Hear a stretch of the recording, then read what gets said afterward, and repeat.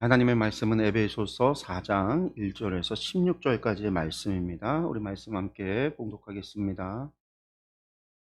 그러므로 주 안에서 갇힌 내가 너희를 권하노니 너희가 부르심을 받은 일에 합당하게 행하여 모든 겸손과 온유로 하고 오래 참음으로 사랑 가운데서 서로 용납하고 평안에 매는 줄로 성령이 하나 되게 하신 것을 힘써 지키라. 몸이 하나여 성령도 한 분이시니 이와 같이 너희가 부르심의 한 소망 안에서 부르심을 받았느니라. 주도 한 분이시요 믿음도 하나요 세례도 하나요 하나님도 한 분이시니 곧 만유의 아버지시라. 만유 위에 계시고 만유를 통일하시고 만유 가운데 계시도다. 우리 각 사람에게 그리스도의 선물의 분량대로 은혜를 주셨나니 그러므로 이르기를 그가 위로 올라가실 때에 사로잡혔던 자들을 사로잡으시고 사람들에게 선물을 주셨다 하여도다. 올라가셨다 하였은즉 땅 아래 낮은 곳으로 내리셨던 것이 아니면 무엇이냐? 내리셨던 그가 곧 모든 하늘 위에 오르신 이차니 이는 만물을 충만하게 하려 하심이라. 그가 어떤 사람은 사도로 어떤 사람은 선지자로 어떤 사람은 복음 전하는 자로 어떤 사람은 목사와 교사로 삼으셨으니 이는 성도를 온전하게 하여 봉사의 일을 하게 하며 그리스도의 몸을 세우려 하심이라. 우리가 다 하나님의 아들을 믿는 것과 아는 일에 하나가 되어 온전한 사람을 이루어 그리스도의 장성한 분량이 충만한 데까지 이르리니 이는 우리가 이제부터 어린아이가 되지 아니하여 사람의 속임수와 간사한 유혹에 빠져 온갖 교훈의 풍조에 밀려 요동하지 않게 하려 함이라. 오직 사랑 안에서 참된 것을 하여 범사에 그에게까지 자랄지라. 그는 머리니 곧 그리스도라. 그에게서 온몸이 각 마디를 통하여 도움을 받음으로 연결되고 결합되어 각 지체의 분량대로 역사하여 그 몸을 자라게 하며 사랑 안에서 스스로 세우느니라. 아멘. 예, 오늘 오후 예배 때는요, 에베소서 4장 1절에서 16절까지의 말씀을 가지고 그리스도의 몸된 교회라는 제목으로 함께 말씀 보려고 합니다. 네, 오늘 오전에 4절까지의 말씀 가지고 말씀 나눴어요. 오늘이 종료주일이었기 때문에 종료주일 설교를 하면서 소명이라고 하는 제목으로 제가 말씀을 드렸죠. 특별히 이제 4절에 있는 몸이 하나여 성령도 한 분이시니 이와 같이 너희가 부르심의 한 소망 안에서 부르심을 받았느니라. 한 소망 가운데 한 소망 안에서 부르심을 받았다라고 하는 이 소명, 이것에 대한 이야기, 소명에 대한 이야기를 좀 했는데요. 오후에는요, 이제 그 얘기만 하니까 이제 사실은 에베소서를 말씀을 가지고 하면서 이렇게 딱 잘라서만 설교를 제가 잘 안 하잖아요. 이제 뭐 주제 설교보다는 강해를 많이 하기 때문에 어, 요절을 잘라서 설교하는 거를 잘 안 하는데, 왜냐하면은 이제 원래 말씀의 의도를 왜곡할 수 있기 때문에 정확한 의미를 모르고 한 절만 보면은 성경을 쓴 저자의 의도를 왜곡할 수가 있거든요. 그러다 보니까 이제 오후 시간에는 좀 에베소서의 말씀을 함께 나눠서 그 뜻이 무엇인지를 좀 정확하게 함께 나누려고 말씀을 정했습니다. 네. 에베소서 하면 항상 나오는 주제가 그거예요. 그리스도의 몸된 교회. 이 말 많이 들어보셨죠? 그리스도의 몸된 교회다. 예수님은 교회의 머리가 되신다. 오늘 말씀에도 이제 그 얘기가 나오죠. 예, 하나님 예수님께서 그는 머리니 꼭 그리스도라. 15절에 나오는 말씀. 특별히 이제 골로새서에 이 이야기가 더 많이 나와요. 그래서 이제 보통 에베소서랑 골로새서를 서로 이제 짜게 되게 돼서 골로새서는 머리 대신 예수 그리스도, 에베소서는 그리스도의 몸된 교회. 이제 그 둘을 합쳐서 교회가 무엇인가에 대해서 사도 바울 선생님께서 사도 바울이 우리에게 가르쳐 주고 있는 말씀이다라고 흔히들 이야기를 해요. 그러면 사도 바울은 왜 에베소 교회 성도들에게 그리스도의 몸된 교회를 이야기를 했을까? 그래서 오늘 말씀해 보면은요, 하나다, 하나다, 하나다라는 얘기를 참 많이 해요. 사실은 에베소서 전체에서 사도 바울이 반복적으로 하는 이야기가 그리스도 안에서, 그리스도 안에서, 우리는 그리스도 안에서 하나다라는 얘기를 많이 해요. 성도들을 향해서, 교회를 향해서 우리는 모두가 그리스도 안에서 하나다. 지금 당시 인제 에베소서가 이게 에베소서를 쓰고 있는 당시에 이 사도 바울이 어떤 상황이었냐면은요. 사도 바울이 로마에 재판을 받으러 로마에 끌려가서 로마에서 인제 연금되어져 있었던 상황이에요. 사도행전 28장 마지막에 보면 예루살렘에서 붙잡혀서 배를 타고 로마까지 가잖아요. 그리고 28 장에 "로마에 들어가서 연금되었다."라고 인제 끝이 나요. 그때 인제 연금되어져 있을 때에 에베소의 소식을 듣고 에베소에 편지를 쓰게 된 게 에베소서라는 거예요. 그래서 오늘 말씀 4장 1 절에 보니까 "그러므로 주 안에서 갇힌 내가"라는 말이죠. 내가 갇혀 있었다. 연금이라고 하는 게 뭐냐면은요. 집 안에 갇혀 있는 것을 얘기해요. 감옥에 들어간 거는 아니고요. 가정집에 들어가서 바깥으로 나갈 수 없는 자유. 그러나 집 안에 머물면서 재판을 기다리고 있는 거예요. 사도 바울이 로마의 황제에게 재판을 요구했기 때문에.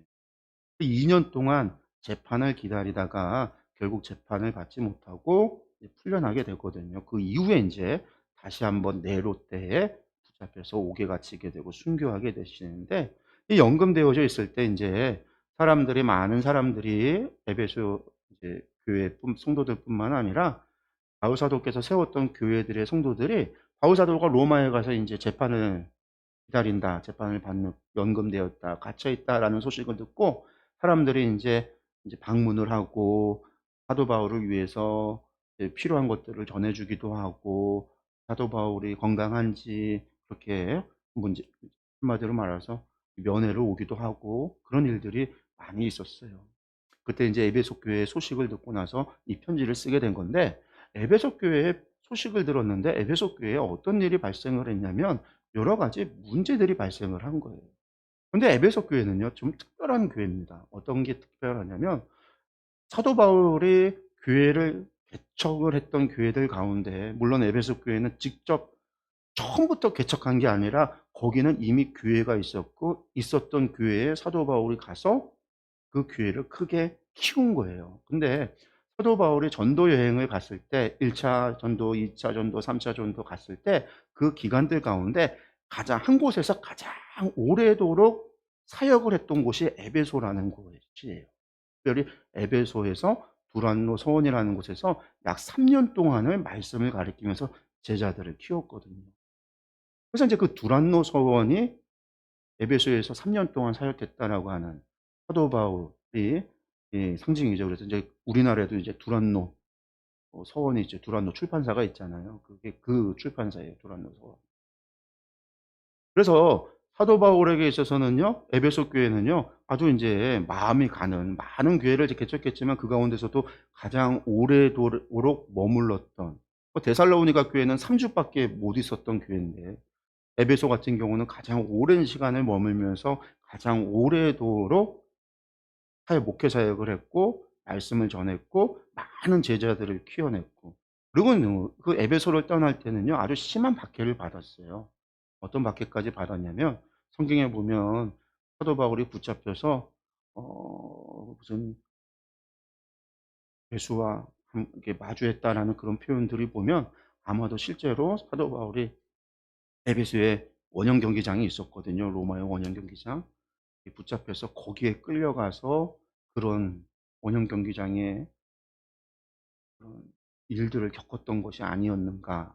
그런 이야기가 사람들이 추정을 하죠. 왜냐하면 사도 바울이 에베소를 떠나서 마게도냐 갔을 때 이 죽은 자와 같이 사도 바울의 상태가 힘들고 어렵고 괴롭고 아픈 상태였거든요. 그러니까 이제 에베소는요 아주 애증이 있는 그런 곳이란 말이에요. 근데 그런 곳에서 소문이 들려왔는데 그 소문이 뭐냐면은요. 3 년이나 가르치고 3 년이나 목회했던 그곳의 사람들이요. 뿔이 쪼개지고 나눠지고 갈등이 생긴 거예요. 갈등이 생겨 나서 서로 싸우고 다투고 분쟁이 벌어진 거예요. 에베소가 왜 그런 일이 벌어졌냐면 에베소 도시 자체가 그런 특징이 있어요. 어떤 특징이 있냐면 에베소라고 하는 도시가 항구 도시이면서, 항구 도시라고 하는 얘기는 사람들이 많이 오가는, 외지 사람들도 오가는 그런 도시라는 거잖아요. 많은 물류가 다니는. 근데 그 가운데서도 에베소가 어떤 특징이 있냐면은요. 지금의 터키 지역 그 아나톨리아에서 가장 중요하고 가장 큰 항구예요. 모든 아나톨리아에 있는 모든 물류가 에베소에 와서 에베소에서 항구에서 배를 타고 고린도로 가서 갱그리아 지나서 로마로 가는 거예요. 그러니까 이쪽 동쪽에서 있었던 모든 뭐 이스라엘이나 아시리아 이쪽까지요. 로마의 동쪽에 있는 모든 물류는 바로 이 에베소로 와서 에베소에서 모여서 에베소에서 배를 타고 간 거예요, 로마로. 그러니까 여기에 수많은 사람들이 오는 거죠. 많은 사람들이 모여 사는 엄청난 큰 도시예요. 그렇게 많은 사람들이 모이고 큰 도시였기 때문에 여기에 수많은 우상의 신전들이 있었던 거예요. 왜? 자신들이 믿는 신전들을, 그러니까 이집트 사람, 저 이집트 사람, 시리아 사람, 저기 뭐 갑바도기아 사람, 갈라디아 사람, 뭐 본도 사람, 이런 사람들이 다 여기 지나가니까 배를 타기 전에 이 사람들은 전부 다 뭘 하길 원해요? 자신들이 믿는 신들이 나를 보호해 주기를, 배 타고 가는데 지켜 주기를 빌고 싶잖아요. 그러니까 그들 우상의 신전들이 거기에 막 세워지는 거예요. 그래서 에베소가 온갖 우상 신전들이 많았어요. 그러니까 또 더더욱 그 사람들은 자신들의 신전들에서 빌고, 에베소가 신전들이 많아요. 그렇게 신전들이 많다 보니까 에베소는 항구 도시고 물류의 도시고 거대한 도시고 또 사람들이 많이 모이고 많은 신전들의 도시고, 그러니까 종교 도시가 되니까 여기에 뭐가 세워지냐면 엄청나게 큰 그 에베소의 신전이 하나가 세워져요. 아프로디테 신전이 세워져요. 그 신전이 세계의 사람들이 돈을 기둥들을 돈을 내서 세운 신전인데, 당시에 거의 뭐 고대 불가사의에 들어가야 하는 엄청나게 큰 신전을 짓게 돼요. 그래서 로마 시대 때 에베소가 종교의 수도다라는 말을 들릴 정도. 로마가 수도지만 에베소는 종교의 중심지였던 곳이 에베소. 그러니까 한마디로 말해서 에베소에는요, 많은 여러 사람들이 많은 민족이 모여 살았는데, 그런 사람들을 대상으로 사도 바울이 교회를 개척하다 보니까 에베소 교회에도요, 많은 민족들이 들어와 있었던 거예요. 많은 계층의 사람들이, 수직적으로 계층의 사람들이 있었을 뿐만 아니라 많은 민족이 모자이크처럼 모여 있는 게 에베소 교회였어요. 그러면 어떻게 될까요? 당연히 끼리끼리가 되는 거예요. 우리나라 사람들도 그러잖아요. 어디 가서 처음 만나면요, 고향부터 물어보죠. 고향이 같으면요, 학교 어디냐고 물어봐요. 동양이 어디냐고. 제가 대학교 처음 갔을 때요, 제일 먼저 사람들이 묻는 게 너 고향 어디냐는 거예요. 그러면서 하는 얘기가, 충주 같네. 충주라고 하니까, 충주면 충주 동문회가 있는데, 동문이 있다라는 거예요, 세상에, 학교에. 저희 학교가 코딱지만 해서 저희 고등학교보다도 조그만했거든요. 조그만한 학교인데, 세상에 고등학교보다도 작은. 저희 초등학교 이후에 저희 중학교도 엄청 컸거든요. 중학교도 사립이라 고등학교, 저희가 중학교, 고등학교 두 개에서 학교가 세 개가 있는 데서 다녔고, 고등학교도 컸는데 갔더니 운동장 하나 없는 그런 조그만한 신학교에 세상에 무슨 동문이, 충주 동문이. 우리나라 사람들이 그런단 말이에요. 자기 고향 동문 갔더니 무슨 동문회, 무슨 동문회, 무슨 동문회, 충주 동문회, 제천 동문회, 원주 동문회, 수원 하구에, 세상에 그걸로 막 가요.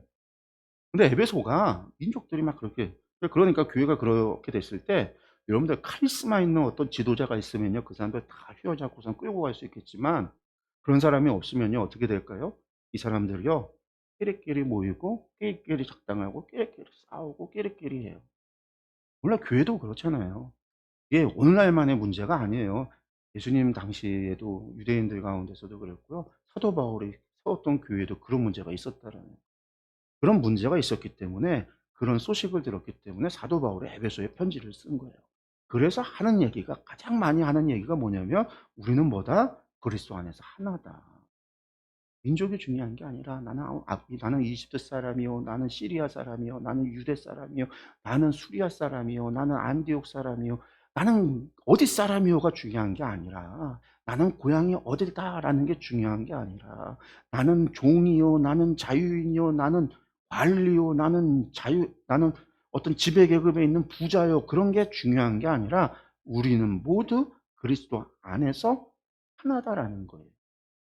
그리고 우리가 하나님 앞에 부름을 받은 것은 4절에 그거죠. 하나님 안에서 한 소망 가운데 부름을 받았다라는 거예요. 하나의 목적을 가지고 하나님의 소망을 가지고 부름을 받았다. 하나님의 소망은 그러면 뭐예요? 하나님의 소망. 사실 하나님의 소망은 별 게 없어요. 구약으로부터 신약까지 하나님 한 번도 그 소망에 대해서 숨기고 있었던 적이 없어요. 항상 말씀하셨어요. 이스라엘에게 이야기하셨어요. 예수님도 말씀하셨어요. 그게 뭐예요? 이 땅에 하나님의 나라를 세우는 거예요. 이 땅의 모든 민족이 하나님의 백성이 되는 거예요. 이 땅의 모든 민족으로 제자를 삼아 아버지, 아들과 성령의 이름으로 세례를 주고 내가 너에게 분부한 모든 것을 가르쳐 지키게. 예수님께서 제자들에게 마지막으로 부탁하셨던, 명령하셨던 것. 너희는 성령의 권능을 받아서 예루살렘과 온 유다와 사마리아 땅끝까지 이르러 내 증인이 되어. 예수님이 하신 마지막 말씀이에요. 그걸 통해서 증인이 돼서 뭐 하겠다라는 거예요. 증인이 되라. 그게 아니라 증인은 돼서 무엇을, 목적인 거죠. 이게 하나님의 소망이란 말이에요. 하나님이 바라시는 것. 모든 민족이 아무도 셀 수 없는, 각 족속과 방언에서 아무도 셀 수 없는 사람들이, 수많은 사람들이 하나님 앞에 나와 하나님을 예배하고 하나님을 경배하고 하나님과 함께 살아가는 하나님의 나라를 만드는 것. 여러분들, 그게 하나님의 소망, 한 소망, 하나님의 비전, 하나님의 계획이죠. 그걸 위해서 부름을 받았다라는 거예요. 그게 소명인 거죠. 오전에 말씀을 드린 거예요. 이것을 위해서 하나님은요, 우리 모두를 불렀어요. 세상의 모든 사람을 그 부르심으로 초대하고 있어요. 하나님의 부르심 가운데 하나님의 나라로 부르고 있다라는 거예요. 하나님께서 모두를 부르고 있다라는 거예요. 우리가 이런 것들은 성경에서 얼마든지 찾아볼 수가 있는 거죠. 출애굽의 사건에서도 마찬가지예요. 하나님께서 바로의 마음을 강팍하게 하셨다. 그랬으니까 하나님께서 바로의 마음을 강팍하게 해서 10번의 재앙을 내리는 동안에, 애굽 사람들이 그런 심판을 받는 동안에, 결국 하나님께서 바로의 마음을 강팍하게 해서 바로가 하나님을 못 믿고 10번이나 심판받고 결국 그래서 죽은 거 아니야? 그렇게 생각할 수 있지만 그렇지 않아요. 왜? 하나님이 거기서 계속해서 하신 말씀이 뭐냐면, 이 일을 통해서, 이 심판을 통해서 이것이 표적이 돼서 어떻게 해요? 여호와가 하나님이신 것을 알게 될 거라고 그랬어요. 누가? 바로가.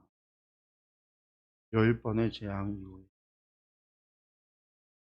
바로가 여호와가 하나님인 줄 알게 됐다. 어떻게 해야 될까요? 하나님의 부르심에 따랐어야죠. 응답했어야 되는. 그 부름에 응답하지 않은 거죠. 응답하지 않은 그의 자유. 하나님의 부르심은요, 세상 모든 사람을 향해 열려 있어요. 주님의 십자가의 은혜는요, 그래서 모든 사람에게 구원하시는 하나님의 은혜인 거죠. 주님의 십자가의 은혜인 거예요. 근데 그 은혜가 모두를 부르지만 모두가 응답하지는 않는다.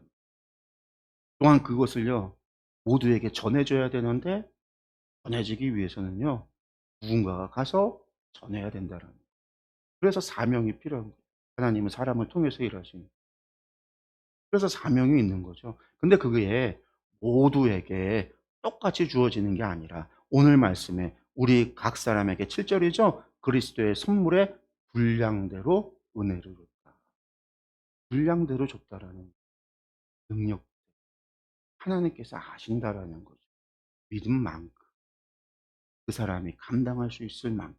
물론 하나님께서 우리에게 성령님을 보내주셔서 성령님의 능력으로 하게 하시는데, 성령님의 능력으로 해도 우리가 그것을 감당할 만한 믿음이 있는지, 우리가 순종할 수 있는 믿음이 있는지, 우리가 그것을 따를 수 있는 그러한 믿음이 있는지, 하나님이 이스라엘 백성을 훈련시키듯이 하나님께서 우리를 훈련시키기도 하세요. 여러분들, 하나님께서 제자들을 부르실 때요, 내가 사람 낚는 어부가 되게 하리라, 니들이 사람 낚는 어부가 되라, 니들끼리 되라가 아니에요. 이제부터 니들은 사람을 낚아야 된다, 그렇게 얘기하시지 않았고, 예수님께서 되게 하시겠다라고 했어요. 만들겠다라는 거죠. 예수님이 주어고 예수님께서 만드시겠다라는 거예요. 훈련시키겠다라는 거예요. 3년 동안. 그리고 나서 예수님 약속하셨잖아요. 내가 너희를 떠나고 나서 내가 너희에게 보혜사 성령을 보내줄 테니 그 보혜사가 너희에게 오면 너희가 내가 지금까지 너희에게 가르친 바 그것들이 생각나고 기억나고 깨닫게 될 거다.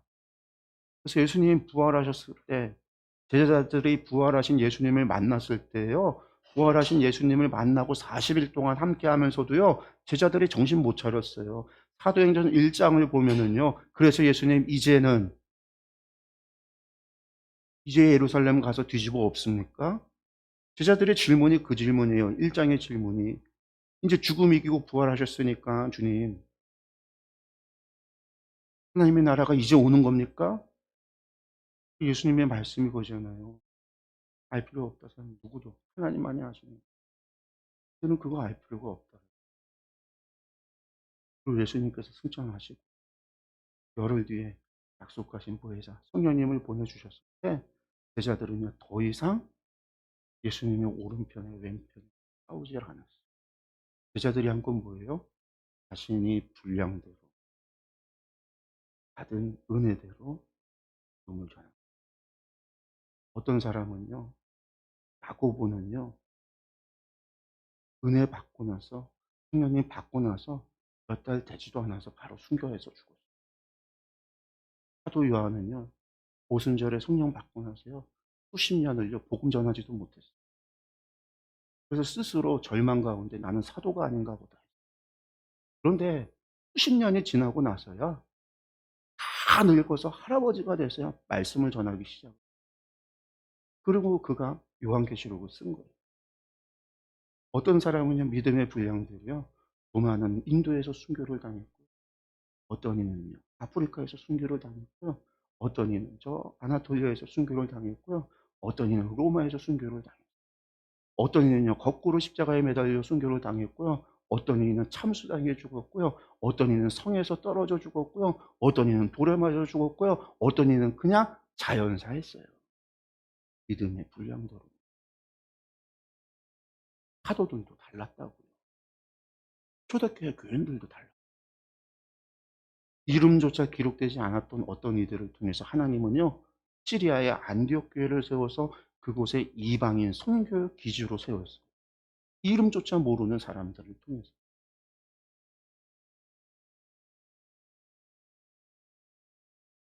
하나님께서 하시는 거죠. 저 우리의 분량대로 하나님께서 사명을 주시면요. 하나님은요, 우리의 분량대로 사명을 맡겨요. 그런데 그게 은혜라는 거예요. 은혜를 주셨다. 그래서 어떤 사람은 사도로, 어떤 사람은 선지자로, 어떤 사람은 복음을 전하는 자로, 어떤 사람은 목사로, 어떤 사람은 교사로, 그냥 또 어떤 사람은 성도로, 또 어떤 사람은 봉사하는 일로 했다라는 거예요. 왜 이렇게 각자 다르고 다르게 했느냐? 다른 게 아니죠. 12절에 그리스도의 몸을 세우려고 했다라는 거예요. 그런데 우리의 몸은요, 개가 있잖아요.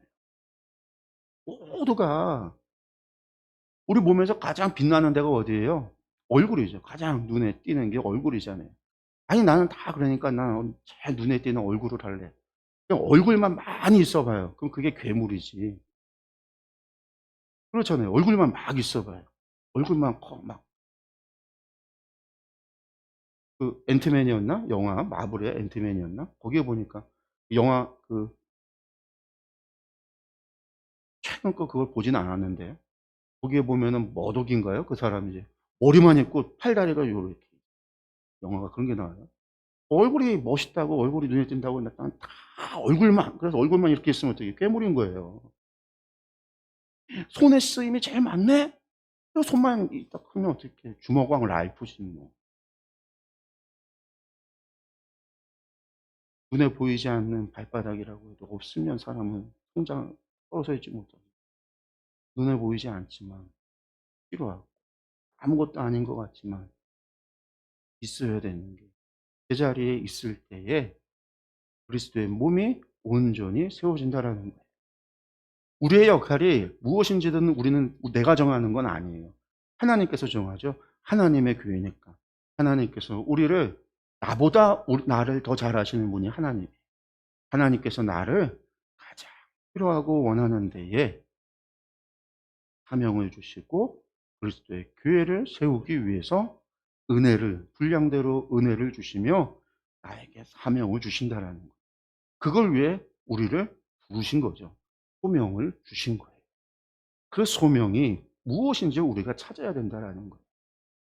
나의 소명을 못 찾으면 나와 하나님과의 관계가 하나님은 소명을 통해서 하나님과 우리와의 관계를 그 부르심의 목적에 한 목적적인 그 목적을 이루는 순종을 우리가 할 수가 있고 그 관계가 온전히 성립이 되는데 하나님은 나를 A라고 하는 것을 위해서 불렀는데 나는 A라고 하는 걸 안 하고 다른 걸 하고 있어요.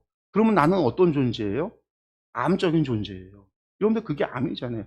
세포가 지 일을 안 하고 딴 일을 하고 있어요. 그러면 그게 성장하면 암이 되는 거예요. 영향력을 행사하고 더 커져버리면 그게 암적인 존재가 돼요. 죽이고 잘라내야 되는 존재가 되는 거예요.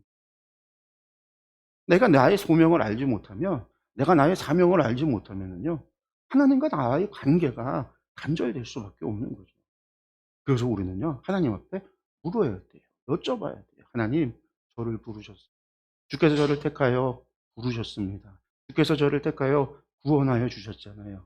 왕 같은 제사장이라고 했는데 하나님 다 제사장, 만인 제사장 모두가 제사장이라고 했는데 하나님 저는요 제사장도 역할이 많잖아요. 왜? 대제사장도 있고요. 제사장도 있고 수습 제사장도 있고 어떤 사람은 불을 피우는 제사장 역할이 있고요. 피를 담는 사람이 있고요. 물을 관리하는 사람이 있고요. 지성소에 진설병 놓는 사람이 있고요. 제사장도 역할이 다르다는 말이에요. 하나님 제가 그리스도의 몸된 교회에 주께서 저에게 주신 은혜가 저의 분량대로 주신 은혜가 무엇이죠? 그거 물어야 되는 거예요. 발견하고 찾아야 되는 거예요. 그게 없으면 어느 순간 나는 사명을 잃어버린 암적인 존재가 되는 거예요. 불필요한 존재가 되는 거예요. 교회를 병들게 하는 존재가 되는 거예요.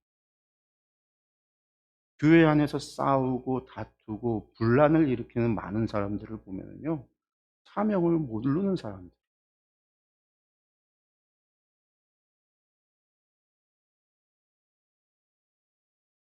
하나님의 부르심이 뭔지 모르는 사람. 하나님의 부르심은 무엇인지를 그리스도의 몸된 교회를 세우기 위해서 하나님께서 우리를 부르셨다라는 것.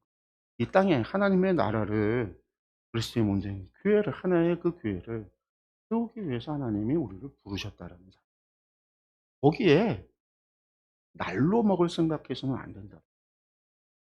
하나님의 한 소망을 위해서 그 안에서 우리가 부름을 받았다. 그리고 오늘 말씀을 보세요. 그는 머리니 꼭 그리스도라. 주님이 우리의 머리시라는 거예요. 그리고 16절에 그에게서 온몸이 각 마디를 통하여 도움을 받음으로 우리가 제대로 있을 때 우리가 머리에 연결되어 있는 그리스도로 말미암아 우리가 제 역할을 할 때 도움을 받고 연결받아서 결합되어져서 분량대로 역사한다라는 거죠. 제 역할을 한다라는 거예요, 여러분. 그리고 그 몸을 어떻게 자라게 사랑 안에서 스스로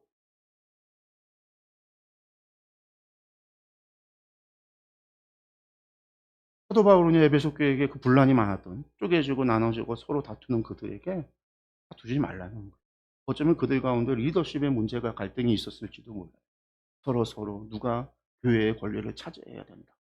어떤 사람은 우리 민족 가운데 우리 에베소 토바이기 가운데 지도자가 나와야 돼. 유대 사람들 가운데 우리가 교회 지도자가 나와야 돼.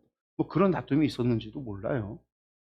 그러나 중요한 건 그리스도가 교회의 머리고 우리는 그 지체로서 그리스도를 섬기고 교회를 사랑 안에서 그리스도의 몸된 교회를 세워야 된다라고 합니다. 각자의 소명, 믿음의 분량에 따라서 하나님께서 주신 그 은혜대로 순종을 통하여 교회를 세워가야 된다라고 말했던 거죠. 그러기 위해서 각자의 분량에 맞는 하나님이 주신 사명과 소명을 찾아서 순종하도록 바랬던 사도 바울처럼 우리 교회가 이 고난 주간을 통해서 우리의 소명을 받는, 우리의 소명을 되찾는, 우리 충주터교회가 하나님께서 이제 여기에다가 이 만리산로에다가 하나님께서 세우고 이쪽으로 옮기시게 한 이유, 우리를 부르셔서 교회 성도로 삼으시고 죄로 삼으신 이유, 부르심 이후에는 하나님의 소명, 부르심의 소망이 있다라고 하는 것을 다시 한번 좀 생각하면서 그 소망을 찾아가는 시간들이 되기를 소망합니다. 우리 함께 기도하겠습니다.